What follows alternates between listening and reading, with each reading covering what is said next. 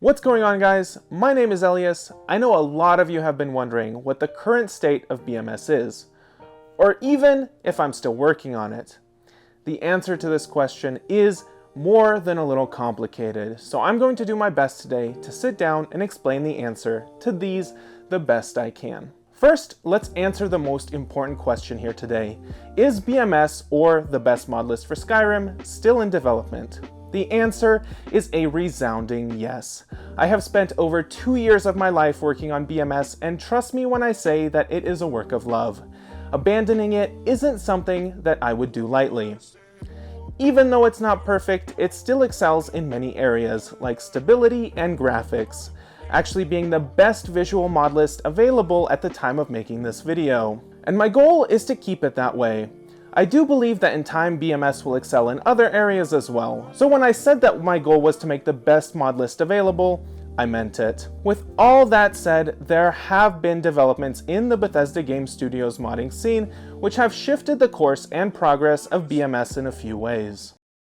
Let's start with the biggest. As most of you are probably aware, on November 11th of 2021, Bethesda released the Anniversary Edition of Skyrim as an update to the existing Special Edition version of the game on Steam, effectively updating the runtime of the engine from version 1.5.97 to 1.6 Plus.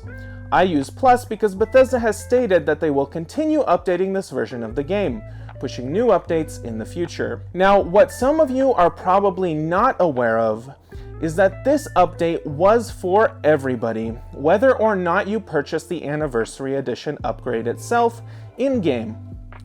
What this means is that everyone that didn't disable automatic updates on Steam, or did and then launched the game through Steam, or purchased and downloaded Skyrim Special Edition on Steam after November 10th, 2021, is running Skyrim Special Edition version 1.6 or higher. Obviously, this includes all new members of the Skyrim Special Edition Steam player base and, as far as I can tell, a large portion of the existing player base. What this means is that many Skyrim Special Edition players right now are running version 1.6 or higher, possibly even the majority of Skyrim Special Edition players.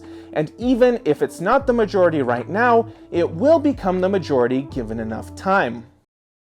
There are two main issues with version 1.6 and higher currently. The biggest of these is that Skyrim SE.exe, for these versions, that's essentially the engine driving the content, has been recompiled on an updated, more optimized compiler. This has rearranged, removed, and added significant portions of the game's machine code, which your computer reads and interprets. These engine-level changes significantly impede on the compatibility of SKSE64, its plugins, and other reverse-engineered engine mods, with some instructions requiring updates to completely or partially fix, and others being completely unreachable due to their removal. Prior to November 11th, 2021, there was a significant period where the game's engine code remained unchanged. This allowed for SKSE64, its plugin authors, and other reverse-engineered mods to synchronize their game version dependencies to 1.5.9.7. And this, in turn, provided mod users with a great degree of flexibility when building out mod lists. On versions 1.6 and above, this flexibility is hindered by the large amount of partially or completely incompatible engine-level mods. Unfortunately, many of these mods are essential frameworks or extreme bug fixes, which makes removing them far from optimal. At the time of making this video, NetScript Framework is the most crucial example of a mod that comes to mind that is incompatible with version 1.6 or higher of Skyrim Special Edition. NetScript Framework allows for crash log dumping, an important feature for MODLIST development, as well as engine extensions coded with Microsoft Net tools and libraries. Its mod author has no plans to port the mod due to the hundreds or even thousands of hours of work involved. It's also far from the only mod out there with these frustrating 1.6 compatibility issues. The second issue with versions of 1.6 Plus of Skyrim Special Edition is that plugin records and asset archives were altered in a minor way. This, in and of itself, is a relatively small problem compared to the executable instruction changes mentioned before, but it still means that there is potential, however small, for compatibility issues with all other plugin-based mods in existence. This is the majority of all mods out there. Of course, plugin and asset patching on my end is possible. I always patch things manually when needed anyway, but it does mean that work involved when adding new mods to BMS will increase if I ever use a 1.6 or higher runtime, subject to a case-by-case basis, obviously.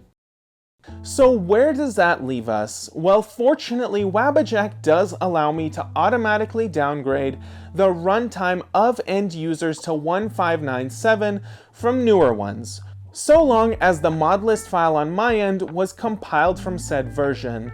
But that does mean this is version specific, meaning every time Bethesda releases a new update to Skyrim Special Edition, I will need to update my list. Bethesda has stated that they aren't done with the Skyrim Creation Club content yet, so these updates will continue for the foreseeable future.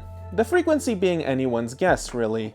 This isn't a big deal, they don't seem to happen that often, and it's probably something I can manage. But the bigger issue is that people will need to have the latest Special Edition version installed, given the process is not backwards compatible.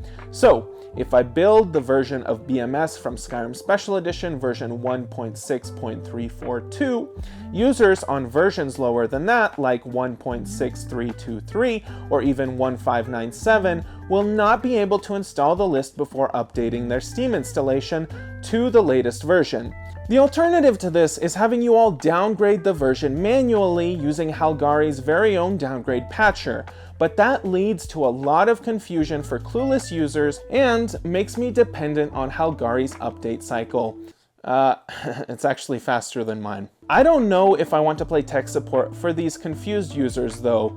It seems no matter how much or little explanation I write, there always seems to be this small subset of users which just refuses to read even the smallest, boldest sentence.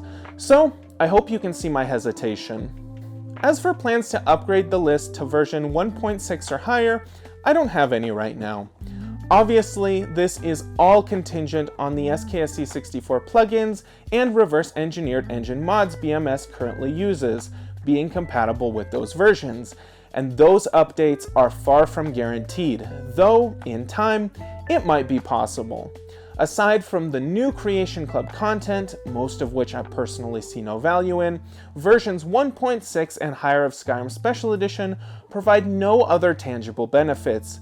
They don't run faster, and they don't fix any important engine-level bugs. So, I personally wouldn't mind keeping BMS dependent on version 1597 of the game. But obviously, this depends on the direction the hive mind of the modding community will take in the future. I also do understand that some of you do want the ability to play the free and Anniversary Edition Creation Club content. I may disagree with that opinion, but I still value it, so the thought is in the back of my head. I hope you can see why this development in the modding community has slowed the development of BMS. It's an unfortunate occurrence that is outside of my control, so I'm going to proceed with caution and evaluate the possibility of upgrading to 1.6 in the coming months, as I continue work on BMS 3 graphics. This video has gone on long enough, but there is more I want to cover, so stay tuned for the next couple videos where I dive into the state of the BMS graphics module and share my thoughts on the next planned module. Subscribe to the channel so you don't miss those. Like the video and let me know what you think down below. Hope you learned something, and I'll see you in the next video.